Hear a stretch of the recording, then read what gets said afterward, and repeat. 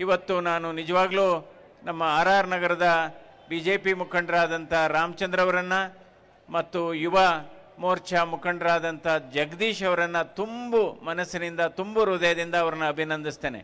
ಯಾಕೆಂದರೆ ಬಹಳ ಅಚ್ಚುಕಟ್ಟಾಗಿದೆ. ಈಗೇನು ನಾವೆಲ್ಲ ಈ ಪಂದ್ಯವನ್ನು ವೀಕ್ಷಣೆ ಮಾಡ್ತಾ ಇದ್ದೇವೆ.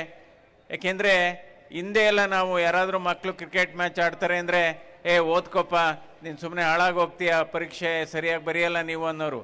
ಇವಾಗ ತಂದೆ ತಾಯಿಗಳೇ ಹೇಳ್ತಾ ಇದ್ದಾರೆ, ಮಕ್ಕಳ ನೀವು ಆಟ ಆಡಿ. ಯಾಕೆಂದರೆ ಇವತ್ತು ನೋಡ್ಬೋದು ವುಮೆನ್ಸ್ ಕ್ರಿಕೆಟಲ್ಲಿ ಇವತ್ತು ಭಾರತ ವಿಶ್ವ ಚಾಂಪಿಯನ್ ಆಗಿದ್ದಾರೆ. ಅದೇ ಪುರುಷರ T20ನಲ್ಲೂ ಕೂಡ ಚಾಂಪಿಯನ್ ಆಗಿದ್ದಾರೆ. ಇವತ್ತು ಭಾರತ ಇಡೀ ವಿಶ್ವವನ್ನೇ ಕ್ರಿಕೆಟ್ ಮೂಲಕ ಆಳ್ತಾ ಇದೆ ಅಂತ ನಾವು ಹೇಳ್ಬೋದಾಗಿದೆ. India is ruling the entire cricket world. ಹಿಂದೆ ಎಲ್ಲ ಏನಾಗ್ತಾ ಇತ್ತು, ನಮ್ಮ ಭಾರತೀಯರೋಗಿ ಇಂಗ್ಲೆಂಡಲ್ಲಿ ಕೌಂಟಿ ಮ್ಯಾಚ್ ಆಡ್ತಾಯಿದ್ರು. ಇವತ್ತು ವಿದೇಶದಿಂದ ಬಂದು ಇಲ್ಲಿ ಆಡ್ತಾ ಇದ್ದಾರೆ.